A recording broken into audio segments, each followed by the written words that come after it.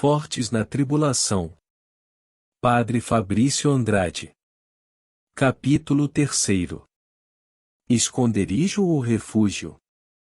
Mas eu não estou só. O Pai está sempre comigo. Eu vos disse estas coisas para que, em mim, tenhais a paz. No mundo tereis aflições. Mas tende coragem. Eu venci o mundo. João 16, 32-33. Você teve a coragem de se abandonar aos cuidados de Deus. Mas o que pretende com essa atitude de abandono e confiança em Deus? É exatamente isso que devemos descobrir, pois tal é uma condição para prosseguirmos em nossa viagem. A parada aqui é estratégica. E toda a nossa viagem dependerá da sua escolha, de esconderijo ou refúgio. No capítulo 16 do Evangelho de São João, Jesus se encontra nos momentos finais de sua vida ao lado dos discípulos, por isso prepara-os para o tempo das dificuldades. Anuncia que chegará a hora da dispersão dos discípulos, em que eles o abandonarão, porém ele sabe que não ficará sozinho e desamparado. Confronte com João 16,32. Essa é a fonte da perseverança de Jesus, e ele sempre esteve acompanhado pelo Pai, que não o preservou das tribulações, mas se fez companheiro nelas, dando força e coragem para continuar. Mas eu não estou só. O Pai está sempre comigo. Hoje Jesus levava essa realidade muito viva em seu coração, e até mesmo o fato da encarnação não feriu a unidade existente entre o Pai e o Filho. Essa constante comunhão sustentou Jesus nas tribulações enfrentadas, que não foram poucas. Ele encontrava forças todas as vezes que se lembrava de que o Pai estava com ele. Sentia-se fortalecido para seguir em frente. Em razão desta realidade, valorizava mais a presença do Pai do que a superação do problema, que sempre era uma consequência desta experiência de Jesus. É como acontece com uma criancinha, ao se sentir protegida pela presença do seu pai, lança-se no enfrentamento dos desafios, crescendo nas experiências da vida.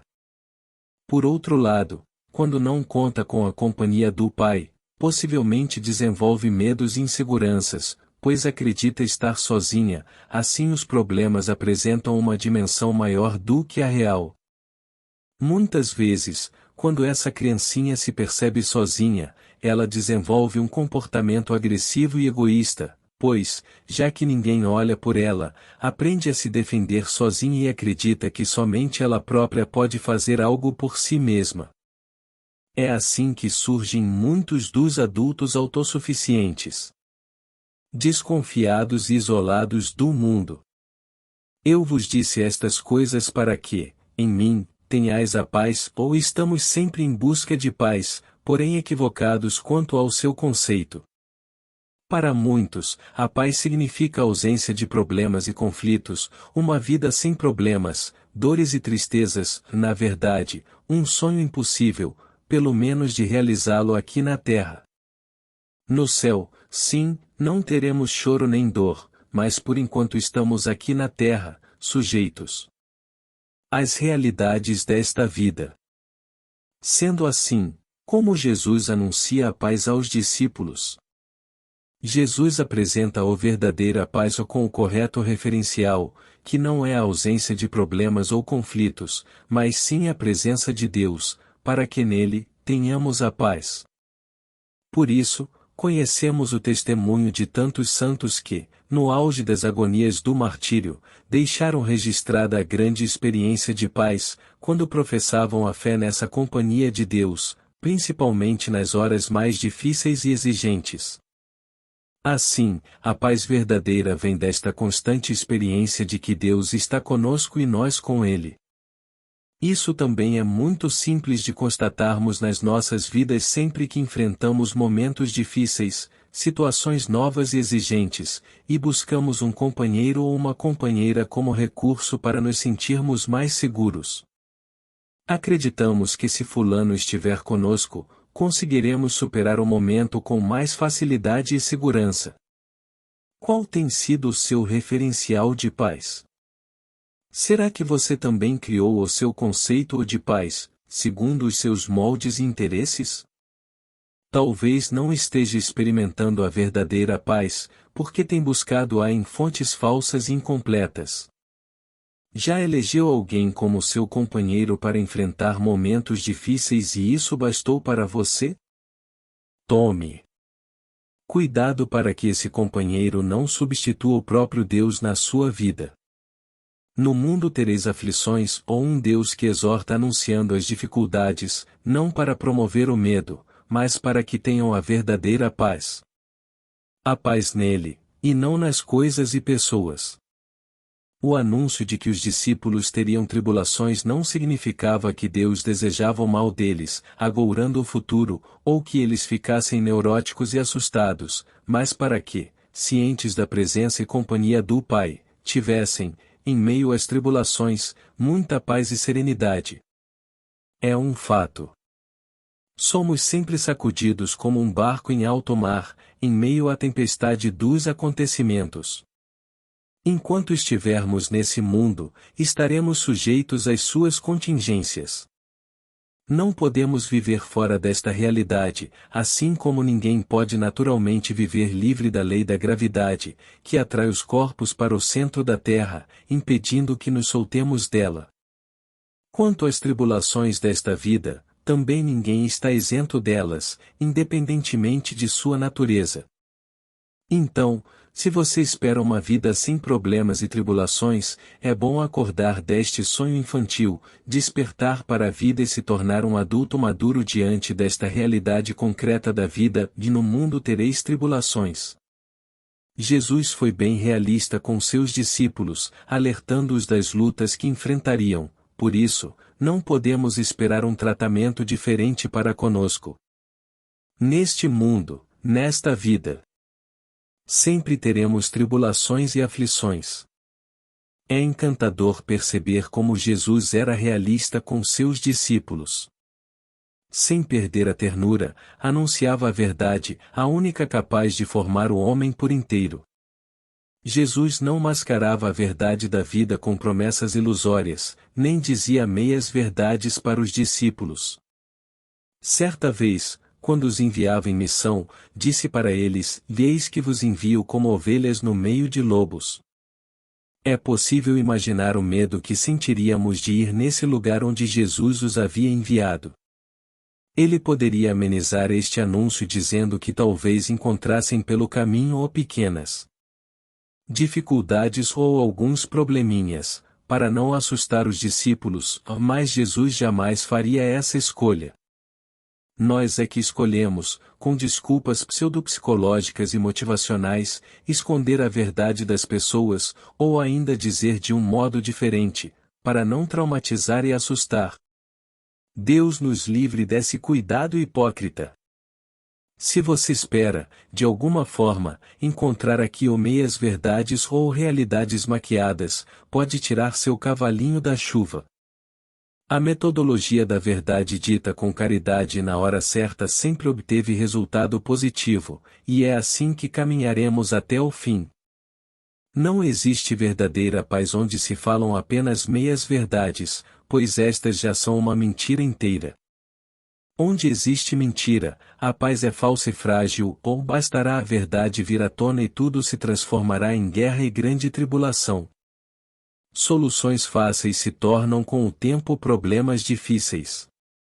Os relacionamentos estão adoecendo hoje exatamente por falta de verdade. Isso é observado até nas famílias, com esposa e marido, pais e filhos. Não significa que precisamos ser estúpidos ou ignorantes com as pessoas, mas dizer apenas a verdade, sem excluir a afetuosidade. Onde já se viu, quem disse que a verdade é prejudicial? O próprio Jesus disse: "Conhecereis a verdade, e ela vos libertará." A verdade é igual a uma injeção, na hora dói, mas passa logo, e no futuro os efeitos são sempre positivos. Mas tende coragem.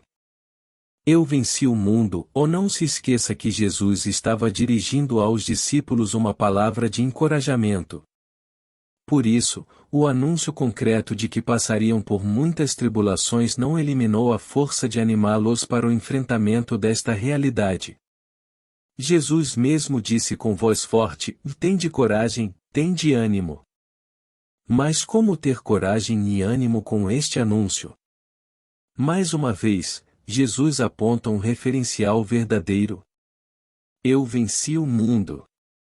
Seguimos um Deus que já venceu os desafios deste mundo. O resgate do ânimo na vida se relaciona com a experiência pessoal com Jesus.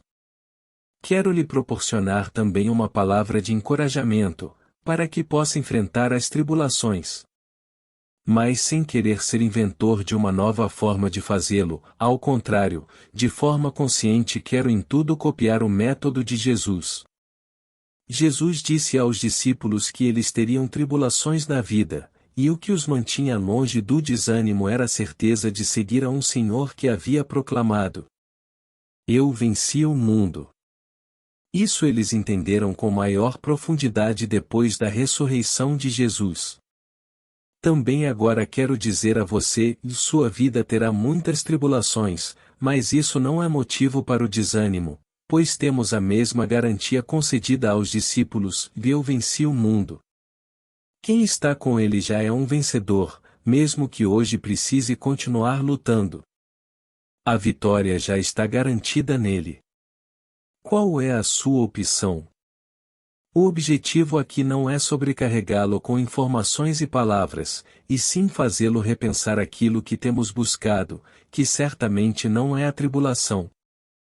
Seria uma grande perda de tempo escrever ou falar sobre como desaparecer com ela, pois é igual à erva daninha, o mato. Um dia você retira tudo, capina o terreno e deixa-o limpo, mas, com o passar dos dias, sem que ninguém plante ou regue, a erva daninha reaparece e cresce sem alarde e, quando menos esperamos, o terreno está novamente tomado por ela, um matagal completo. Assim, se não podemos dar fim à tribulação, podemos ao menos aprender a enfrentá-la. A primeira reação diante deste tempo difícil é sempre a vontade de desaparecer, até que tudo se resolva. Foi assim desde o início da humanidade, quando Eva e Adão se deram conta do erro que cometeram desobedecendo às ordens de Deus. A primeira reação deles foi se esconder de Deus. Quando ouviram o ruído do Senhor Deus, que passeava pelo jardim à brisa da tarde, o homem e a mulher esconderam-se do Senhor Deus no meio das árvores do jardim. Mas o Senhor Deus chamou o homem e perguntou: "Onde estás?" Ele respondeu: "Ouvi teu ruído no jardim. Fiquei com medo, porque estava nu, e escondi-me." Gênesis 3, 8-10. Esconder-se e fugir da dificuldade, esses comportamentos são repetidos por muitos até hoje, assemelham-se às criancinhas, que, ao perceber o perigo, logo se escondem ou tentam fugir. Agora, imaginem se essa fosse a melhor alternativa, sem dúvida viveríamos escondidos na maior parte de nossas vidas. Na tentativa de nos escondermos da tribulação, viveríamos como eternos fugitivos. Vida de ratinho que se esconde e foge do gato. O ratinho é obrigado a fugir sempre do gato, pois não pode enfrentá-lo, por ser menor, mais frágil, ou sabe que a sua tribulação é maior do que ele, e caso se descuide, pode ser engolido. Há muitos adultos que vivem vida de rato, escondendo-se o tempo todo dos problemas e tribulações, adultos que criam um universo de mentiras e desculpas para escapar dos problemas. Esse não é um comportamento de quem segue a Cristo. Então, se não tem como esconder ou fugir da tribulação, se ela é uma realidade concreta, o que fazer? Buscar um refúgio durante a tribulação. É fácil de entender a diferença. Quem busca um esconderijo, está certo de que não poderá contra a tribulação e age como o ratinho. Porém, podemos aprender um jeito mais digno de enfrentá-la. Diversos salmos nos apontam para a busca de Deus como um refúgio. Esconderijo e refúgio são muito diferentes. Quem desiste da luta busca um esconderijo, mas quem busca um refúgio traz em si outras certezas e motivações. O refúgio é um lugar para a pessoa que enfrenta uma luta ou vive um tempo difícil e pretende refazer as suas forças, a fim de voltar para o enfrentamento da adversidade. Por exemplo, uma pessoa que esteja na luta contra um câncer, realizando um tratamento quimioterápico ou logo após as sessões de quimioterapia, precisa de um refúgio, onde se recuperará dos efeitos do tratamento, para mais adiante continuar no enfrentamento desta enfermidade rumo à cura. É nesse sentido que o salmista nos aponta Deus como um refúgio seguro, e na hora do medo, em ti me refúgio. Em Deus, cuja promessa eu louvo, em Deus confio, não temerei. O que um homem me pode fazer? Salmo 56, 4-5. O salmista, no tempo da tribulação e do medo, faz um caminho contrário àqueles citados anteriormente, Adão e Eva, o ratinho, ele escolhe a Deus como seu refúgio e deposita na pessoa de Deus sua confiança e segurança, a ponto de não temer homem algum. É preciso ter a experiência de Deus como nosso defensor, como um lugar seguro para refazer as nossas forças. Refugiados em Deus, somos nutridos e restaurados, pois sabemos que devemos voltar para a luta, cabendo a nós o vencimento destas tribulações. O pedido de socorro para Deus não é uma desculpa para nos escondermos, como desertores de uma guerra, e sim um modo de buscarmos a segurança. Nele, piedade de mim, ó Deus, tem piedade, pois em ti me refúgio, ou abrigo-me à sombra de tuas asas até que passe o perigo. Invocarei o Deus Altíssimo, Deus que me faz o bem. Salmo 57, 2-3. Assim como os pintinhos que buscam a proteção das asas da galinha, a fim de se protegerem do sol ou da chuva, mas que sabem, logo precisar eles mesmos enfrentar aquelas realidades, buscamos refúgio e abrigo. À sombra das asas de Deus. Bendito seja o Senhor, meu rochedo, que treina minhas mãos para a batalha, meus dedos para o combate. Meu benfeitor e minha fortaleza, meu refúgio e minha libertação, meu escudo em que confio e que a mim sujeita os povos.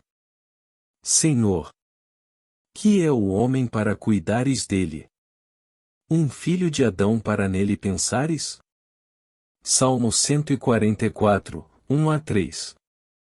Fica muito claro aqui que esse refúgio oferecido pelo Senhor não é um lugar para covardes, que fogem da luta, procurando se esconder como desertores de uma batalha.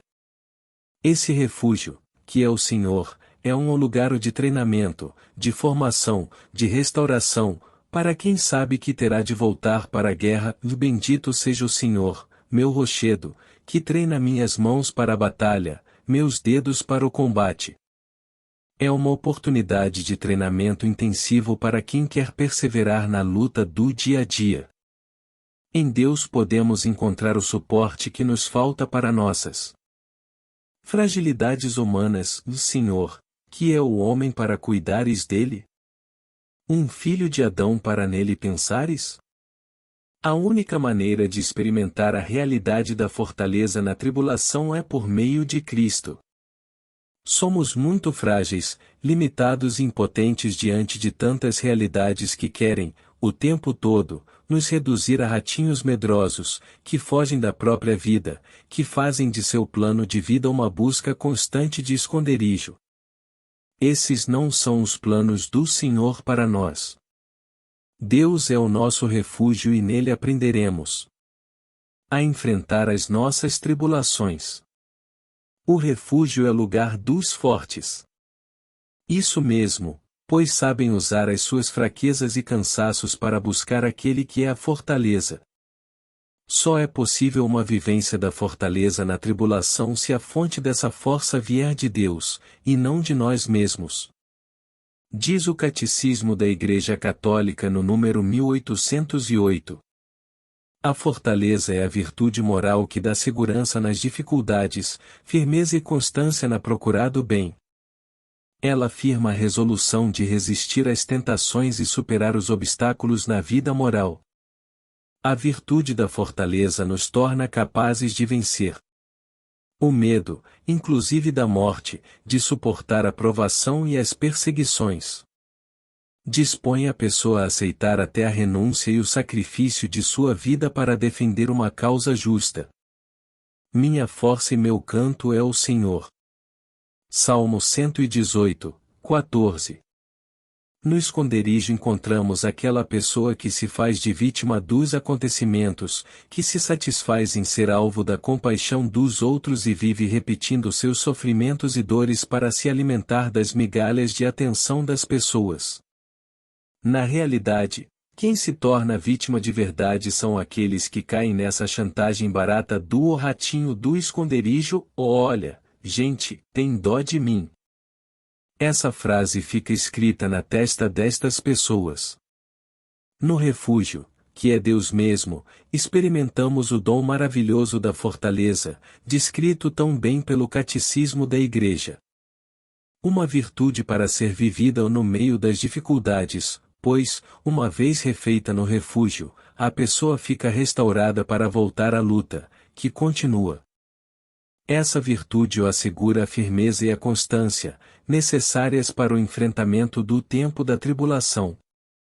Somente no interior do seguro refúgio, que é Deus, encontramos a virtude da fortaleza para sustentarmos a firme decisão de resistir, assumindo que somos cuidados por Deus, e não meros ratinhos abandonados às nossas míseras forças. A virtude da fortaleza nos proporciona a capacidade de vencermos o medo, aquele medo que aprisiona o ratinho no esconderijo, mas que, para nós, pode ser superado.